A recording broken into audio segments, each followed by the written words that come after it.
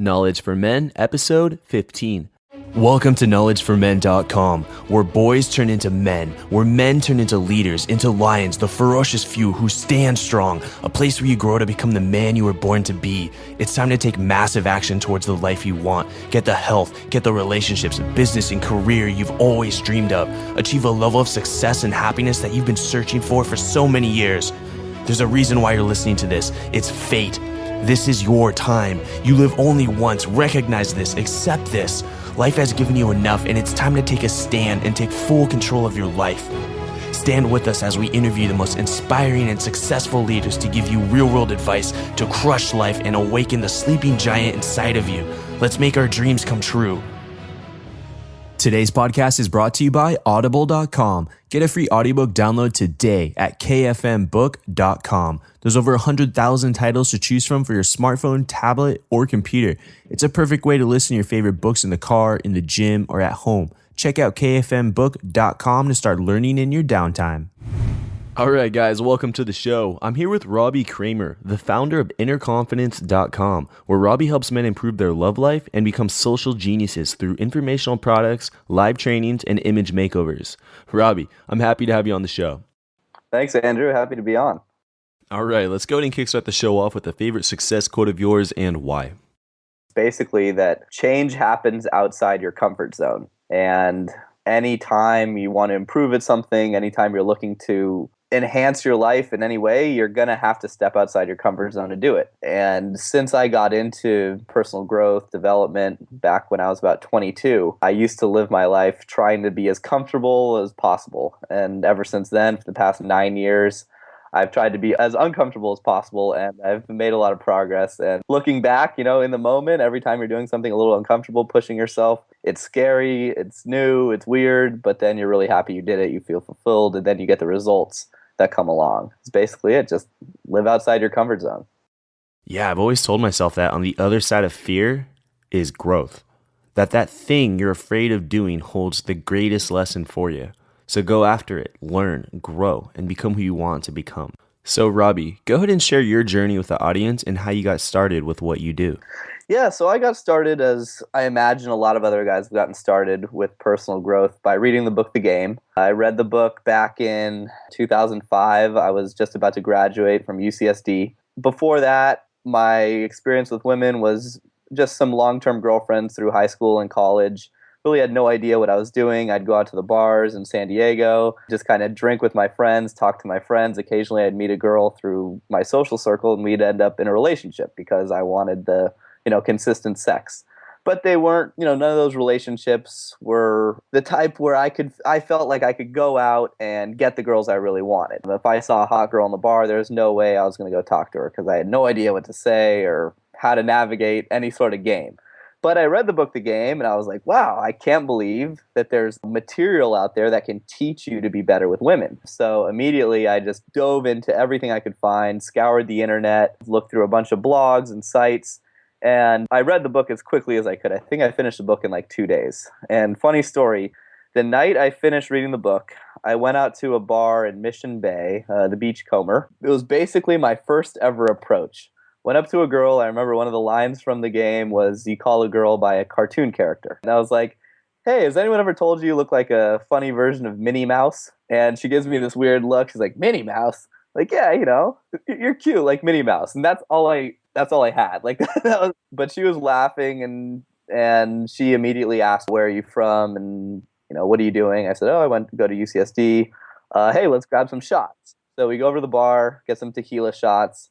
After we take the tequila shot, since I have no idea what I'm doing, I say, how was the shot, Minnie Mouse? She goes, good, but why are you calling me Minnie Mouse? Cut it out, because I think you're cool and I like you. And at that point, I was like, wow, that was easy. So far, so good. And then I remembered one of the other silly techniques from the book, The Game, which was, I think he called it the evolution phase shift, where to make out with a girl, you tell her you're a lion and you like sniff her and you bite her on her elbow and some other weird. Started doing that and fumbled my way through it, but we ended up making out pretty much right then and there and jumped in a cab back to my place in PB, and then we're in literally a span of, I'd say, 25 minutes from meeting to in the bedroom. The next day, I thought to myself, wow, this stuff's too easy. I've got it all figured out. Unfortunately, that was not the case. It was a stroke of good luck. She happened to be on the rebound. Tried to get her out after that, but never really saw her again after that. She kept flaking on me. And I think she found out that next morning when I was kind of uncomfortable. I hadn't really had a one night stand prior to that. And I tell my clients this all the time. I say, if you're not confident, eventually you're going to get found out, which means she's going to find out that you're really a dork in disguise using some bullshit lines and techniques to woo her into bed. So I got found out. And that led me to just more and more training. I took a bunch of boot camps with a company called Pickup 101. At the time, they were huge, running boot camps all over the world. I became a head instructor for them within a series of about 6 months because I improved very quickly. I went out, I hit on girls all day, all night, in the streets, at the bars, grocery stores, coffee shops. I was just obsessed with getting good at this stuff because I saw the value in my life. I saw the path to happiness, and I knew that the quickest way to that path was choice with women. Because whenever I had a hot girl around, that just made me a lot happier, a lot more fulfilled. I coached with Pickup 101 for a while, and at the time I was doing all this stuff, and I was a little bit overweight. I was about 50 pounds heavier than I am now. And even though I was overweight, I still had a decent amount of success, enough to be a coach. But then about, 2 years ago, I decided that there's a lot more to pickup than just pickup. You have to be overall just an awesome guy. You have to have your finances in order. You've got to be in shape. You've got to be a value add to other people's lives. So I aligned myself with a friend of mine who's now my business partner who helped me lose about 50 pounds. I've got some pretty gross before and after pictures if anyone wants proof. Lost a bunch of weight, traveled the world, met women in all over Europe, spent about 5 months in Europe since then. Over the past 2 years, traveled all around the US, coaching more guys, going out. I've taken a very scientific approach towards women and dating, testing everything I could find, doing thousands of approaches, going on hundreds and hundreds of dates, and at the same time coaching clients through it the way. So I guess I'm one of my own biggest success stories. I was just a kind of a dorky finance major in college, played on the golf team, had a social life, but I certainly wasn't the cool kid or, wasn't the high school quarterback hooking up with a bunch of girls. And now I date girls that I consider way out of my league, at least physically. I'm not an exceptionally good looking guy or anything. I'm 5'10". I'd give myself like a 6.8 to a 7.2 on a good day, but I date women that should be dating guys that look a lot better than I do. And I attribute that to conversation skills, basically everything that you need to be a more dynamic, interesting, value add, likable guy. And all of that stuff can be learned. And if it can be learned, it can be taught. So I've been doing this now professionally for about 6 years. I love it. The feeling I get when I see a guy, like just the other day, I had a guy post in my group in my members area. He said, in the first 30 years of my life, I slept with 2 women. In the last week, I've slept with double that. I no longer have time for my professional chess or video games. And on one hand, I'm a little pissed about it. But on the other hand, I love you guys. You're the best. So hearing those stories kind of makes it really, yeah, totally. So that's my story in a nutshell right now. As far as I'm concerned, I'm single, not really looking to be in any sort of exclusive commitment. I've got girls that I date, we have fun, we go out and do crazy shit, and probably be that way for the next few years until I decide I want a family or something like that. So early on, you tried some pickup tactics that got you some early results, but you found out that these routines were simply a short-term solution until she found out who you really were. So you wanted to work on this area of your life, so you attended trainings and boot camps, then eventually you just got picked up to be an instructor for one of these large pickup companies. Then you had an epiphany. You discovered that in order to be good with women, it's not about pickup routines or lines, but about becoming the best version of yourself in all areas of life. So, Robbie, can you break down the process you went through to go from a quiet, unsocial, and overweight guy, like you mentioned, to dating the women you want in your life, or like you even said, women that are out of your league? Well, I guess I started like pretty much right after I read the game. Right when I started, I've always been an approach beast. I will hit on a girl anytime, anywhere, and I just get a lot of satisfaction and enjoyment out of it. After I do it, even if I get rejected, I remember going out when I first became a coach for Pickup 101. in order to become a head instructor, you had to get some sort of close on hidden camera video, either a number or an instant date or something like that. And I went out during the day to try to make that happen. And I think I did 50 approaches, and I have a boyfriend 49 times before I finally got a girl who was willing to go on an instant date with me. But I was just willing to go out and just get crushed. I mean, you're going to go out, you're going to get rejected. The best guys in the world have been rejected thousands more times than you if you haven't done a lot of approaches. And it's a numbers game. Now, if I go out in a city like New York and I hit on girls during the day, I'll probably walk away with a number 3 or 4, maybe 5 out of 10 times, which is still less than 50% of the time. And I haven't met any guy who's going to do much better than that. And in a place like LA, where it's a driving sort of environment, there's not as much people traffic. It's not as normal to talk to strangers on the street as it is in New York. The numbers are going to be even lower, 3 out of 10. But even if you only get 3 out of 10 phone numbers and 2 out of 3 of those show up on a date and they're smoking hot because life isn't so bad, right? You spend an hour outside each day hitting on some girls, or you just do it on your way to work, or you go out a few nights per week, and you can easily fill your calendar with dates and improve your social life that way. So I was always willing to approach and to do whatever necessary to put in the reps. And there's, in my opinion, a lot of guys struggle with approach anxiety, stuff like that. The only way to get past approach anxiety is just do it. You do it, you do it, you do it, you do it. I'll put guys on approach anxiety bets where I say, listen, how many girls do you want to approach this week? And they say 10. I say, all right, well, we'll make it easy. We'll say 7. So just 1 a day. And if you don't approach 1 girl per day and tell me about it, give me, not proof, but it just write to me and tell me that you did it, and tell me about the logistics, what happened, what you said, what she said, so I know you did it, then good for you. And if not, I'm going to charge your credit card $1,000 at the end of the week. And surprisingly enough, no one has approach anxiety when I have their credit card on file, and I'm going to charge them money if they don't do it. So it's just fear. And one strategy I found to get past fear is have a bigger fear than the fear that you currently have, and you'll be able to blow right through it. Yeah, this actually really resonated with me. The best guys in the world have been rejected thousands of times. I mean, yeah, you have to do the work. It's not about being born with it or not. It's not about being good looking or having a lot of money, which actually doesn't matter as much as you think out there, guys. You have to take action and talk to more people in your everyday life. Be willing to go and approach and talk to strangers. Develop that social muscle. The only way to get better at this is to do it. There's no magic trick to this. You have to go out, put in your reps, just like going to the gym, and consistently practice as you will grow and grow and grow.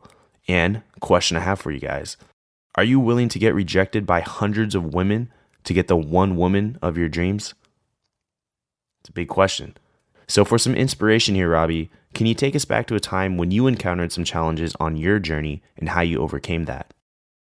I remember at one point, I was probably 27 at the time, and I went on a trip to Israel, a free trip. If you're Jewish, it's called Birthright. And it's a 10-day trip. They put you on a bus with 40 other kids. So, 20 are going to be girls, 20 guys. And you just go around Israel and you party. And I got absolutely slaughtered. I felt like I was walking around and with a big sign on my head that says, "You have AIDS. No one talk to me."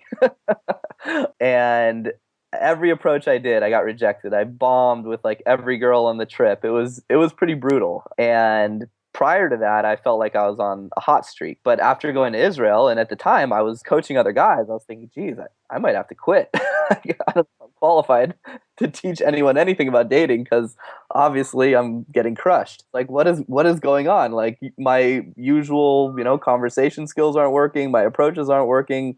Girls are looking at me like I'm disgusting. What's the deal? And then I got back to the US and just went on like the most insane, the opposite happened. Just, in poker, you call it a heater, where you just can't miss, you can't lose, you win every hand. And that started happening with women. And I realized that there's a lot of variance involved with dating. Some months it's going to be tough and you're going to feel like you're not getting better. In fact, you're getting worse. And then you'll hit a hot streak and you'll go back up to the peak and things will be great. So, every guy needs to realize when they get into this, it's not going to be easy. You have to put in the time commitment. You have to be willing to do the hard work, because dating and life in general, It's a zero-sum game. As terrible and mean as this sounds, there's winners and there's losers. And in order for me to date a smoking hot girl, that means some other guy doesn't get to. So if you want to position yourself to date amazing women, realize you're going to have to outcompete guys like me, guys like you. And if you're not in good shape, if you don't dress well, if you can't hold a conversation, if you can't approach a girl, good luck, because some other guy's going to scoop her away. And you have to remember that sometimes it's going to be tough, and other times it's going to feel easy. So make sure you have that attitude. Right. You have your moments of triumph and your moments of failure. But honestly, I think it's those moments of failure that lead to your moments of triumph. You really have to keep going and persevere after that failure, which most people give up on. Then you will reach that moment of triumph. It's a hard game out there, but like anything in life worth having, it's not going to be easy. So let's give the audience some more practical advice, Robbie. What do you think is preventing guys from being successful with women? Most guys that are unsuccessful, I would attribute it to, this will also sound kind of bad and mean, but their friends, the guys they typically hang out with. If you're a computer programmer and you're 28 years old and all your friends are computer programmers and you guys sit in an office all day speaking code, you're in your logical left brain all day long, and that does not work when talking to women. Women are emotional. They want to just have fun. Girls want to have fun. They want to talk about silly shit. The first 2 minutes of most conversations I have with women are about nothing. It's silly banter, it's playfulness, it's ridiculous observations. And guys get stuck in this logical work conversation mode, and their friends that they go out with only make it worse. So I heard a quote a while back that you're a product of your 5 closest friends. And I believe that to be true. So one thing I did to really improve, especially my conversation skills, even at things as little as body language. You're going to pick up the little nuances. You're going to have similar body language to your friends. You're going to have similar laughs. You're going to have similar styles of speaking. If you hang out with all doctors, you probably speak in a very straightforward, to the point way, like you would want to speak to a patient who wants to know what's wrong with them. You wouldn't want to walk in and be like, "Hey, what up, man? How's it going? How's that shit on arm?" You would be like, "Hello, I hear you have some problems, and let's take a look at those." But if you talk to women like that, they're not going to be interested. They're going to think you're a dork. So one of the big things that I did, and that I urge all of my clients to do, and I set that up in my programs as well, is to get better through osmosis, which is surround yourself with guys that are better than you, guys that are cooler than you, guys that know how to dress, have good body language, and eventually you will take on those characteristics just by normal habit. And if you're a dork and all your friends are dorks, you have to think, well, what's my value add to guys that are better than women and cooler than me, because why would they want to hang out with me? And that's where you can get creative. Maybe you can do some work for them on their website. Or maybe that you've got some other value add that you can contribute to their life. Maybe some guys that can get them into a certain club. Whatever it is, find it. Find a way to surround yourself with people that are better than you, and you'll grow. You are the average of the 5 people you spend your most time with. And this goes for every area of your life. I've always said that this is one of the biggest life hacks I've always shared with my friends. If you want to dramatically improve the quality of your life, then start hanging out with the people who have the results you want. And of course, like you mentioned, be sure that you're adding value into their lives as well.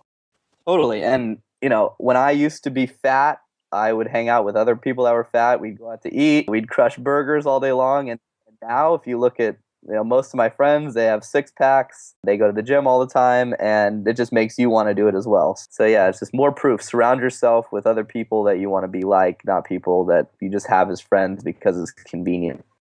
And in terms of your dating life, if you're going out with guys who aren't that social and fun, then through osmosis, this is going to reflect onto you. You will become that stifled person who can't approach and talk to women. So for the guys out there who struggle in this area, Robbie, what are the best attitudes and mindsets to have when approaching women?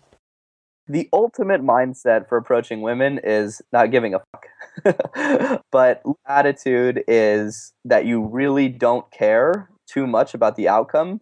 It'll show that you're not desperate, you're not needy. It'll make you a lot more calm, easygoing, a lot less nervous on your approach. Because even if you have a great line, or even if you have some funny stuff to say, if you're nervous and shaking and fidgeting as you deliver it, she's not going to hear it. She's just going to see this nervous guy and she's going to feel nervous because those emotions wear off, and she's going to want to exit the situation as soon as possible. What you say matters a lot less than how you say it. So even if you have a great line, if you don't deliver that with confidence, forget it. It's not going to work. So the attitude that you have to have is, whatever, if she doesn't like me, no big deal. Hopefully, if I get rejected, it'll be this terrible, horrible, funny story I can share with my friends. We can all laugh at my misfortune. And that's the power of having wingmen or having a support group of other guys that are doing it, because you go out, you get rejected, some girl tells you to die in a grease fire, and you tell your friends, oh my God, this girl told me to die in a grease fire. This is the biggest rejection ever. And you all laugh about it.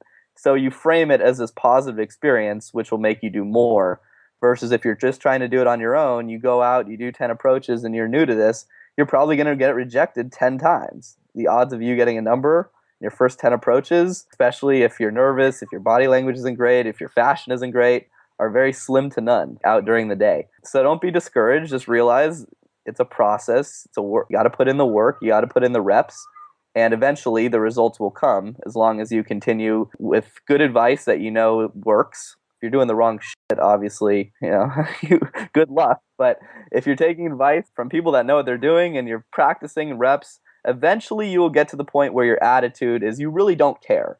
You've done so many approaches, a bunch of girls that you can see at any time, girls are texting you. You just really get to a point where it's not a big deal. Another girl isn't going to matter that much. Hey, it may be great. It may sting for a second if you get rejected, but it's not that big of a deal. In the beginning, there's no way to fake the I don't care, I don't give a fuck attitude, because you will give it, because you're nervous, you're scared, it's new, it's different. And the way to blow past that is just a lot of reps and keeping that positive attitude and having a support system.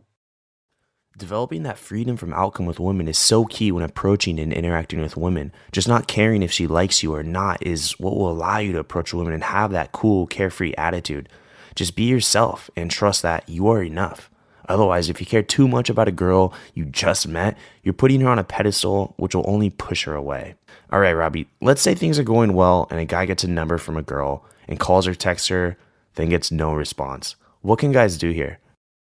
Well, my advice is to really never call. If I get a phone number, I am never calling that girl until I know I'm golden. Like if I haven't slept with her 3, 4, 5 times, there's no way I'm calling her. Calling, especially this day and age with a younger woman. Now keep in mind, if you're an older guy and you're hitting on girls that are over 35, it's okay to call, and some of them may even expect you to call. But I'm talking younger girls, under 35 years old. They don't want to be called. They want to text. They love getting text messages. It's this exciting, adrenaline-boosting experience. So anytime you get a text message, it's like opening a gift. And if you want to get dates and convert your numbers into dates, you have to be a better texter than most of the other guys that she gave her number out to. And hot girls will give their number out like candy. It's not a big deal because they can just ignore guys' texts. So another example of you have to be better than your competition. So text messaging is so important. It's such a huge skill that I think people in the dating industry undervalue, because yeah, great, you can go out and get a ton of numbers, but if those don't turn into dates and you can't get that face-to-face time, you're never going to end up with her, and it'll just be another number in your phone. So it's very important to understand what sort of text women respond to, what you should be texting, what you shouldn't be texting, when to text. And like I said earlier, rule of thumb is just don't call. There's no reason to call. Even if you have really good phone game, she doesn't pick up, now you have to leave a message. It just adds a lot of variables in the equation that can be avoided by texting. Yeah, okay. Do you have any basic texting skills that you can share with the audience? Well, I'll share with you a text that works really well, kind of a secret weapon. So occasionally, you'll be texting with a girl, she'll just go cold. She won't respond. You don't want to send her a text like, why aren't you responding to me? Or or call her like a stalker. If you've seen the movie Swingers, there's that painful scene where the main character calls the girl and leaves her like 7 voicemails and professes her love. So you don't want to play your cards too early. You want to make yourself a little mysterious, and you want to make her work for it a bit.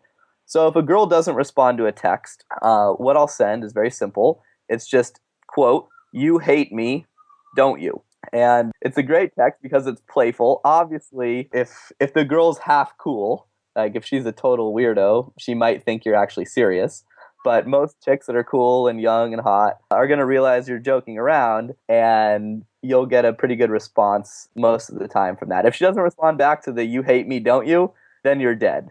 Don't even bother texting her again. But even better than the "you hate me, don't you," I use a lot of memes. You know, those internet pictures where it's a picture with captions on the top and the bottom. So I made a meme with James Vanderbeek from Dawson's Creek who's crying, and it texts back, "You hate me, don't you?" And he's like sobbing. And I swear I've recovered more interactions that were about to go just one text than anything else. You want to be playful. You want to keep it light and flirty. My rule of thumb is when I get a girl's number, I'll text her some sort of conversation recall humor. So let's say let's say we met at the bar and we had some silly banter about how I'm going to be the stay-at-home husband. She's going to make all the money when we get married one day. I might send her a text that next day saying something along the lines of, "Where's my paycheck? The kids need some groceries. PayPal me the money immediately," right? XOXO. Your future ex-husband. And she'll respond and play back, and then we'll get the flirty dialogue going. You don't really need to do too much texting, maybe 4, 5, 6 messages back and forth, and then "how's your schedule?" That's usually what I text to get a date. By asking her how her schedule is, you don't fall into the trap of, "Are you free Wednesday?" And then she responds, "No, I'm busy." Then you have to go, "Well, what about Thursday?" And she goes, "No, I'm busy there." And then you look like a desperate idiot because you're obviously in chase mode at that point. So I'll say, "How's your schedule?" And she'll say, "I'm free Tuesday or Wednesday." Cool. Wednesday, we're grabbing drinks. I won't ask her out. I'll tell her out. Wednesday, drinks, 9 o'clock. Here's a place. And now we got a date. So keep it light, keep it playful, simple logistics. I never text anything like rapport-wise. I'm not going to get into a boring conversation about where she's from or how many siblings she has or crap like that. That's stuff for face-to-face. That's basically my my crash course in texting in a nutshell there. I'm gonna have to try that meme with the Dawson's Creek. That sounds really funny. And with texting, guys, remember, keep it short, fun, and simple. Always use texting as a way to set up the next date with her ASAP. You don't want to have these long conversations like, "This girl's your best friend. You just met her." That's actually kind of weird if you think about it. So save those long conversations for face-to-face interactions with her, because that's when you can really develop the relationship. And moving forward, Robbie, what are some of the biggest lessons you've learned in the last 5 years about women and dating? All women are crazy. Crazy sometimes in a good way, crazy sometimes in a, wow, she's crazy. And it's a good thing I have experience with women and I have options, because even though the sex is amazing, I should probably walk away. There's a lot of guys who will just jump into a relationship because of sex. And their only qualification is, well, she's hot. And that can lead to huge problems down the road for your life, your happiness, and your bank account. I've got a lot of clients who have been through messy, expensive divorces. I know a guy who lost over $1 million in his divorce recently. And if you marry the wrong girl, they say 90% of your happiness or your misery is derived from your life partner, your companion. And that's kind of a selling point I use when I'm talking to clients who are thinking about doing this stuff, because sometimes guys are like, "Well, I just want to focus on my career." Like, yeah, you'll get some happiness out of having a good job and bringing home money, but at the end of the day, it's companionship that is the game changer between how you feel. So if you end up with a crappy girlfriend or a crappy wife, a lot of the times it's really hard to get out of those relationships, and you're in a world of pain.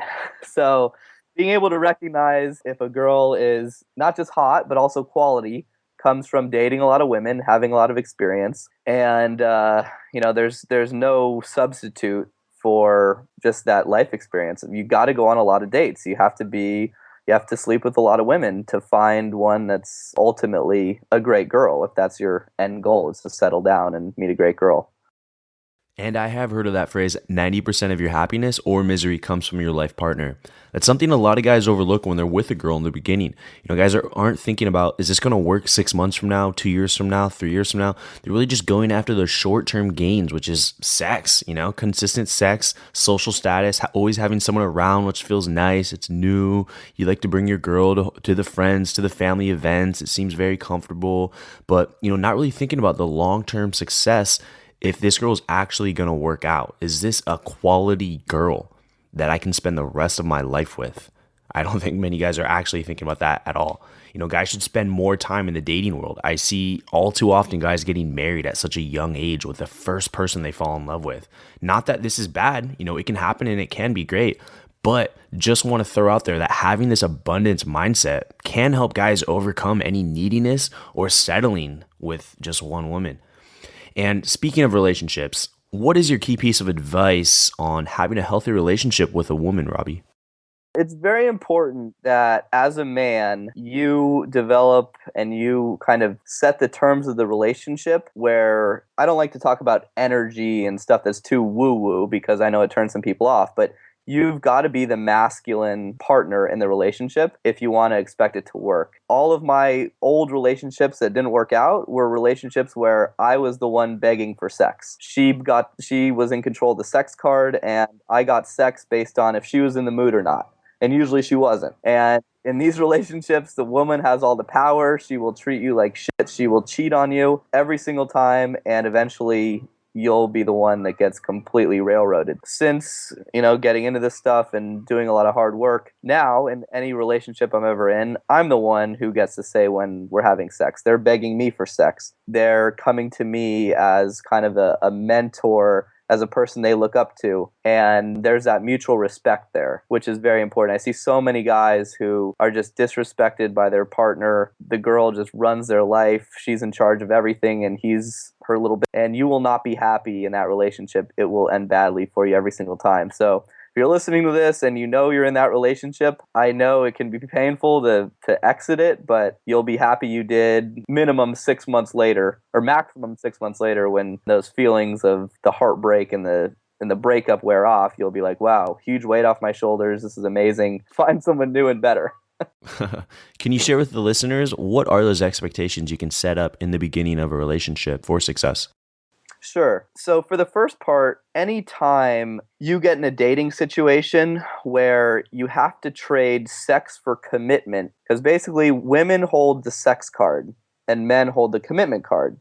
And most relationships start off where a woman will not get into bed with a guy until he commits to being monogamous one-on-one. Because most women, this is what they want, and they know that most guys want sex, so they'll just withhold sex until they get their commitment. So if you want to not have that happen and not be completely turned into a bitch in your relationships, you have to know how to navigate that game. And that game is pretty simple. If you know what to do on a date, if you know how to escalate physically, if you know how to make it fun and interesting, and if you know how to get her out of her logical kind of, I call it her, all women have two parts of their brain, or at least this isn't scientific, but she's got her logical, I don't want to be a slut brain, and then she's got her party girl, let's have fun. And all women want to have fun. They all want sex. They want it just as bad, if not more than you do, according to scientific studies. Women are horny, and the older they get, the hornier they become. So you basically have to get her out of her own way, which is all of these feelings of I shouldn't sleep with him too soon, that's bad for me, that's going to be bad for the relationship, and make that happen.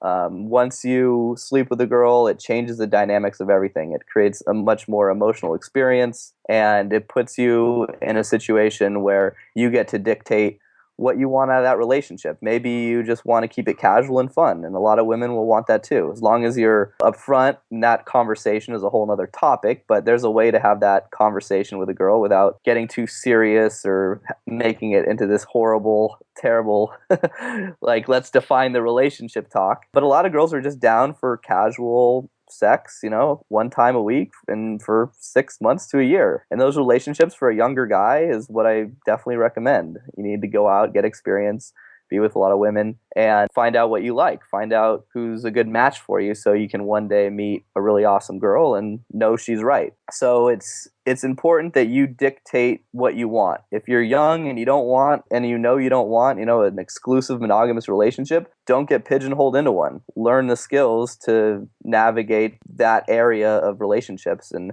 that all happens within the first 2 to 6 dates. If you've been going out with a girl and you're on date 10 and she wants fancy dinners every night and she still won't sleep with you, then that's how your relationship's going to go for the rest. Eventually she will sleep with you, but you'll be in a situation where you're trying to buy her affection, and she'll leave you for another guy who she respects and who she finds a lot more sexually interesting. So that won't be good.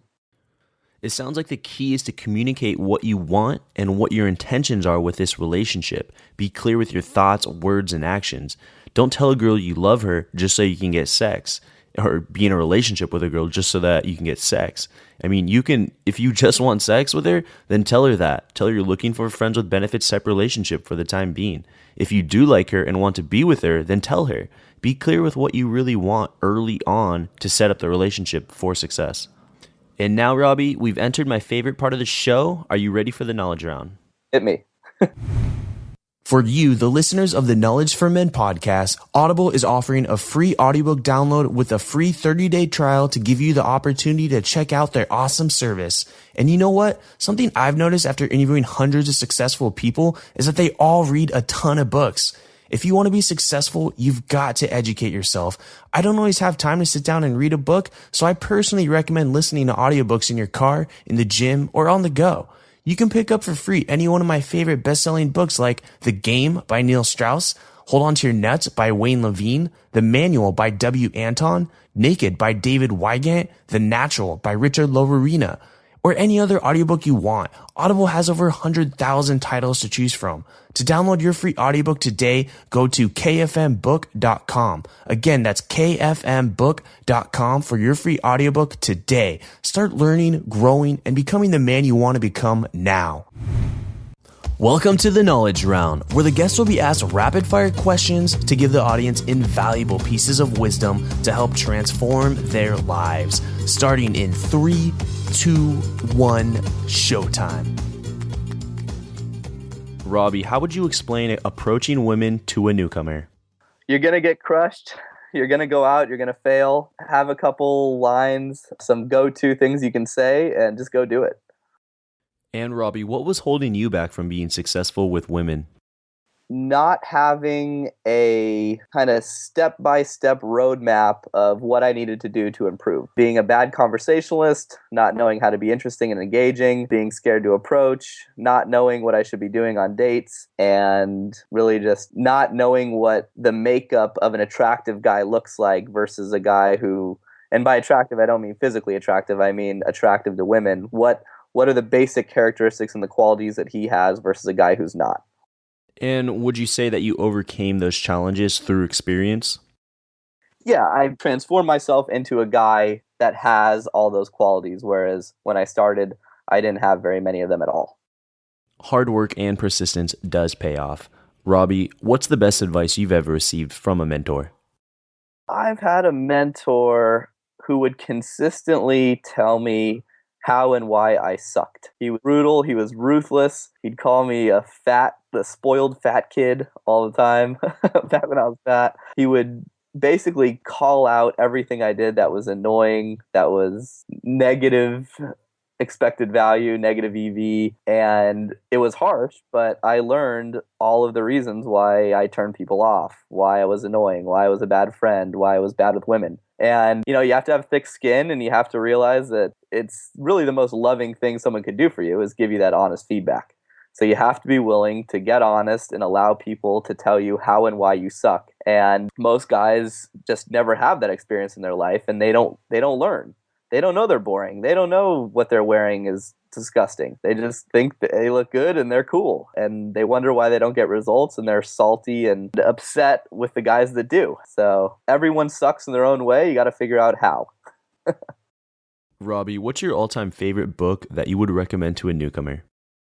All-time favorite book, I would have to say, well, especially in the area of personal growth, The Alchemist was an amazing book which teaches you to never settle, keep pursuing what you know you really want, and how to kind of avoid distractions along the way. It's a great story, really interesting. It's fiction. There's a lot of non-fictional stuff out there, how-to guides and different ebooks and stuff like that. But this book it's great because it just kind of gives it to you in a different form. And the realizations I had from it were really powerful, and it's a very popular book, so I'm not the only one.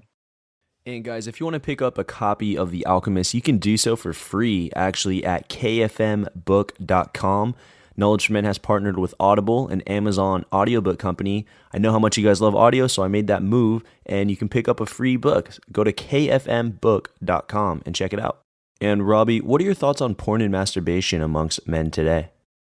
Basically, now for me, I haven't watched porn in probably 4 or 5 months. I never feel the need to watch it because I have sex all the time. And at this stage of my life, I have sex with a variety of women, and I'm completely satisfied with that sort of my sexual cravings and desires. When I was younger and when I wasn't getting sex all the time, I watched a lot of porn, and it turned me into a shitty lover. Most guys, when they're watching porn, like back in college, you want to get in there, jerk off as fast as you can before your roommate gets back and catches you with your pants down. So it basically trains you to come early, come fast, and to be stimulated by these sort of sexual experiences that aren't very realistic. Now, sure, you could meet some girls and live out a lot of those experiences. I certainly have threesomes, crazy stuff like that. Having sex like a porn star can be fun. But if you watch too much porn, I've worked with clients that have been so addicted to porn that they can't get it up if they're not watching porn. Like, they finally do all this work and they get a hot girl in the bedroom and they can't perform. And that sucks, obviously. So take the time that you would be watching porn and go out and hit on girls. And I think if you watch too much porn, it's nothing but a recipe for bad news. Just like playing too many video games. Not healthy, not good for your sex life. Excessive porn and masturbation is very harmful towards your sex life, guys. And Robbie, I have a scenario for you. Imagine you woke up and you were 20 again. How would you do the path that you have done differently?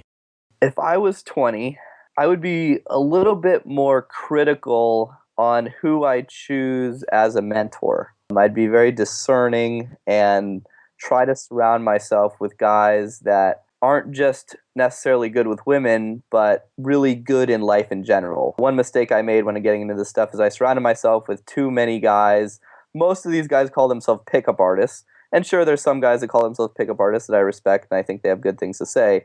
But most guys who refer to themselves as pickup artists and PUAs, especially this day and age, they can teach you some stuff, some lines, some tactics, but most of them aren't guys that I would ever hang out with. They're weird, they're a little bit strange, they got some crazy stuff going on, they may have some emotional disorders or weird stuff like that, and they may be able to teach you some stuff, but it won't really jive with your personality, it won't be a fit.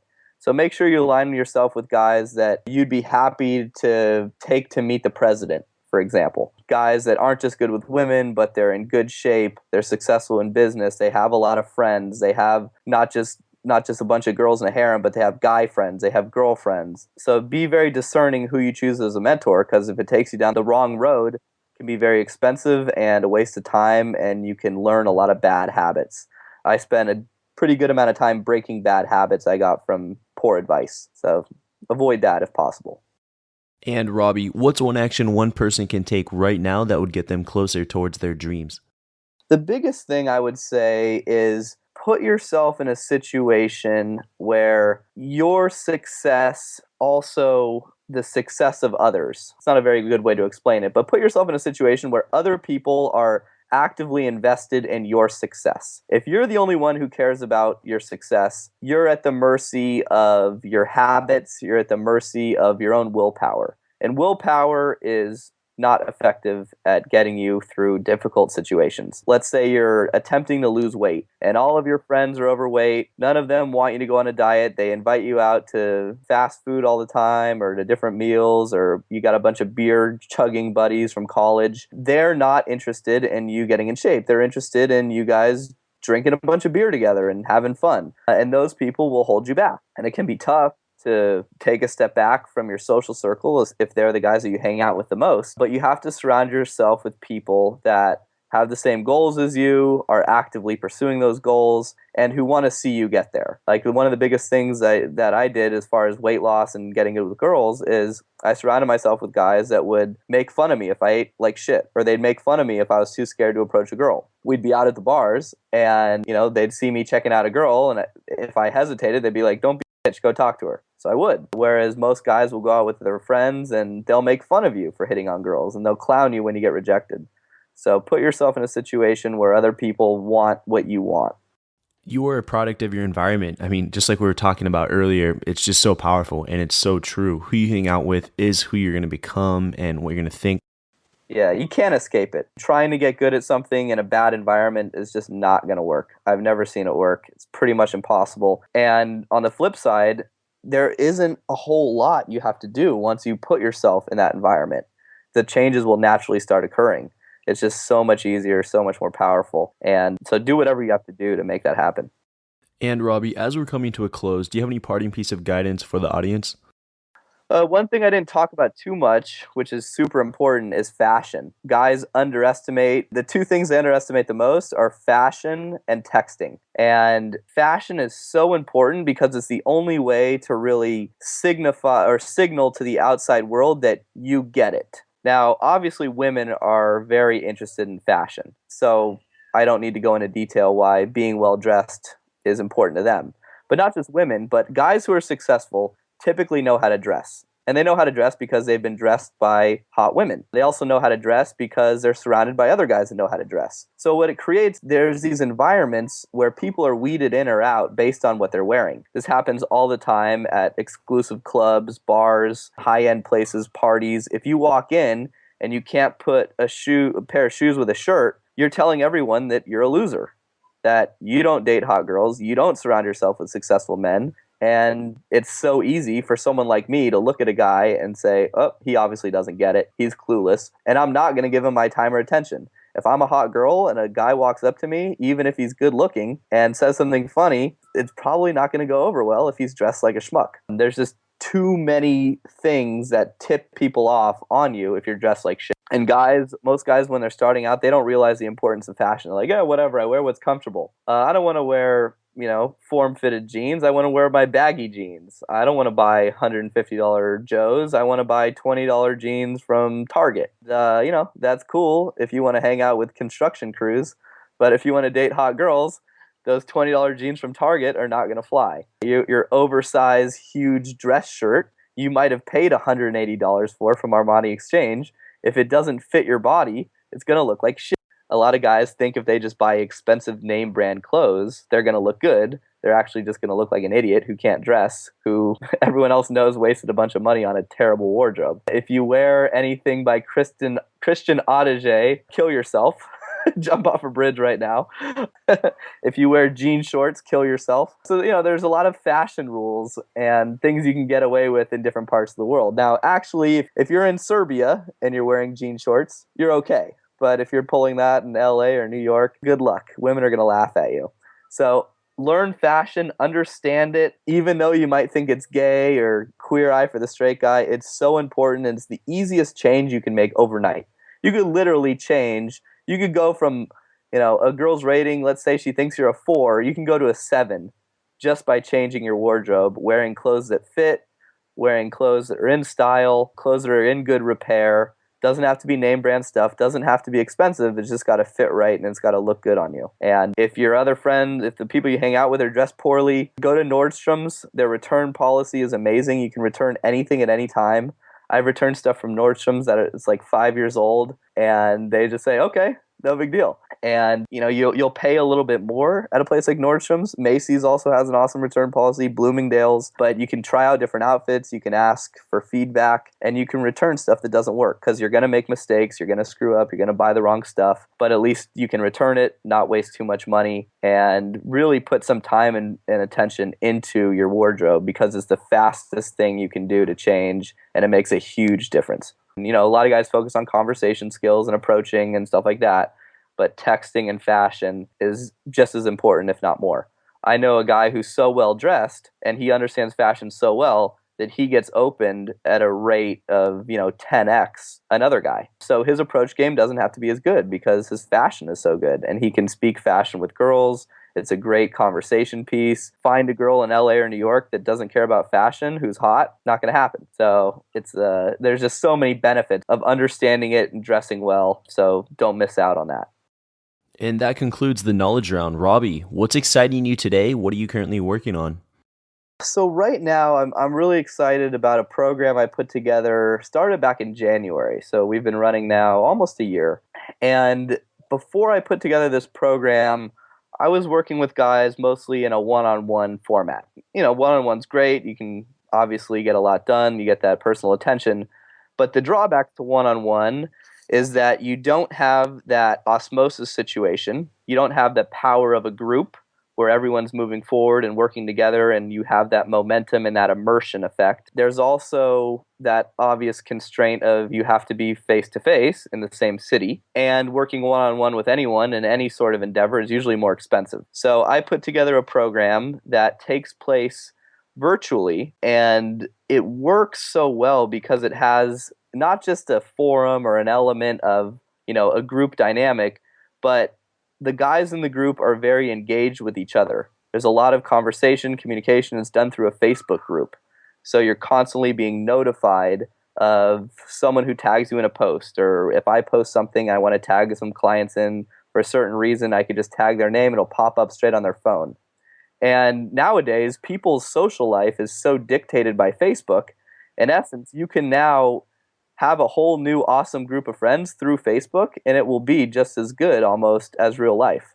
So the power that you can work with clients virtually now, thanks to a lot of these new social platforms, is huge. And I see a lot of other people that are, running programs moving to these similar platforms because they just work really well. Since I instigated that program, the results my clients have been getting have been insanely just improved. They're getting better much faster. And it's not a complete substitute for one-on-one. Sometimes some one-on-one in-person work is very helpful, but it's a great way for a low-cost, highly effective way for change. So that's what I'm really excited about. I've been adding clients to the group, and the more guys we get in there, the faster everyone grows. So that's been a lot of fun. Robbie, go ahead and give yourself a plug so all the listeners can get in contact with you. Yeah, one thing you can do if you just go to innerconfidence.com, INNER, confidence.com.